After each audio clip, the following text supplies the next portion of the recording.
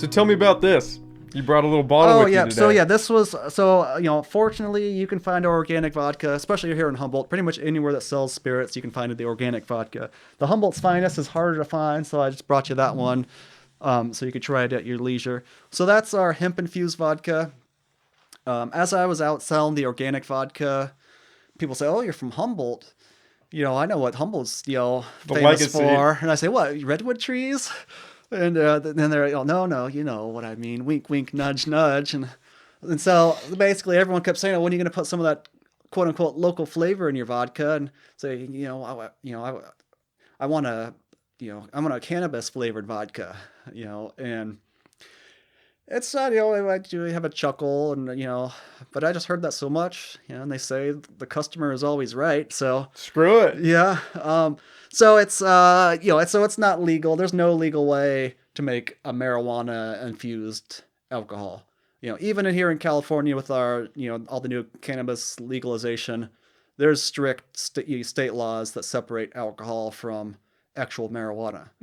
And even if there wasn't those restrictions, I don't know. I don't know that I would want to be the one to say it's a good idea to mix two different drugs in the same Yeah, product. you almost don't want to be the pioneer of that Yeah, one. so that it's that's if people want to you know consume cannabis and alcohol at the same time, it's probably best to let them mix them themselves. Yeah. I don't know that I would want to condone it myself.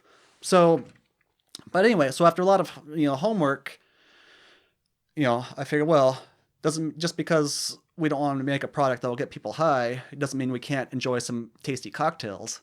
And so I found that hemp, is also a strain of cannabis, but it's just for hundreds of years, hemp, marijuana's been grown for its psychoactive components, but hemp has been grown for fiber and Oh, it's incredibly seed and versatile. oil and Clothing, yeah. paper. So what we did, and if there isn't actually any hemp grown in Humboldt, I think I may have even seen recently that there may have been some local regulations passed that prohibits growing hemp in Humboldt.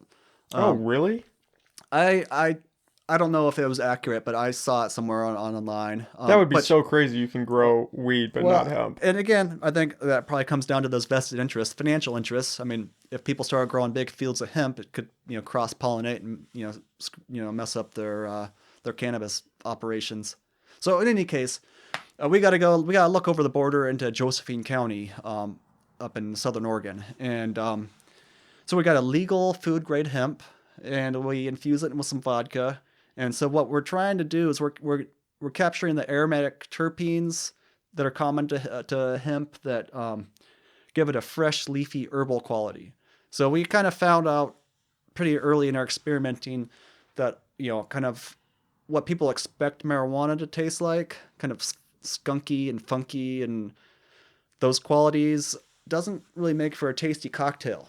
So we kind of got away from trying to kind of capture that dried and cured kind of bud quality that people are usually familiar with, at least when they're smoking it. But and getting more to like the fresh leaf quality. So people that are around like fresh plants, growing plants, and kind of the fresh leaf quality is a lot more herbal and kind of fresh. Okay. It's really hard to describe flavors and smells. It's usually one of the things that's easier, one of those subjective qualities that's best to be tried yourself. But Do you mind if I open that? no, that's yours. You can do whatever you want with it. And so in any case, we're capturing the fresh leafy quality, and a lot of people say it reminds them of gin, which is not an inaccurate comparison. I mean, gin, Because of the flavor profile? yeah, I mean, or it's actually almost more in the aroma than the flavor. Okay. And I mean, gin, I mean, when it comes down to it, is ultimately just an herb infused vodka. But in gin, they're using juniper, and so we're just using a different herb.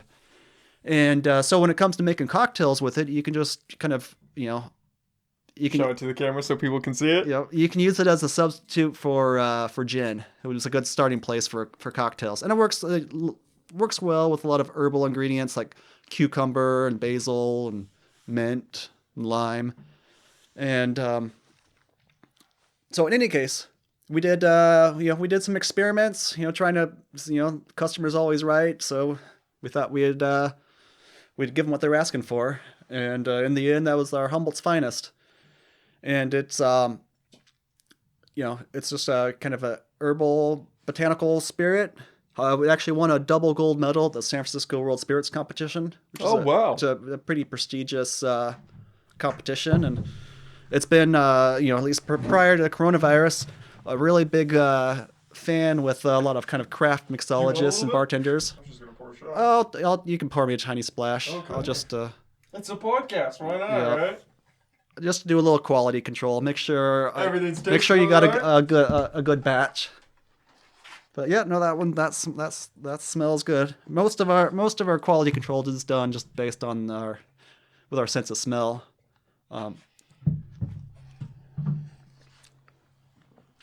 gotta be honest. You're right. It definitely smells like a gin. It smells fantastic. Mm-hmm. So, like I said, it makes for some really tasty cocktails, and a lot of those mixologists that have really gotten behind it, have really done so because of the flavor. I mean, they think it's a cool backstory that's made with hemp, but what really catches their attention is that it gives them a new tool for their toolbox for making cocktails that they didn't have in their repertoire originally. Yeah. And that is crazy good, man. yeah, well, thank you.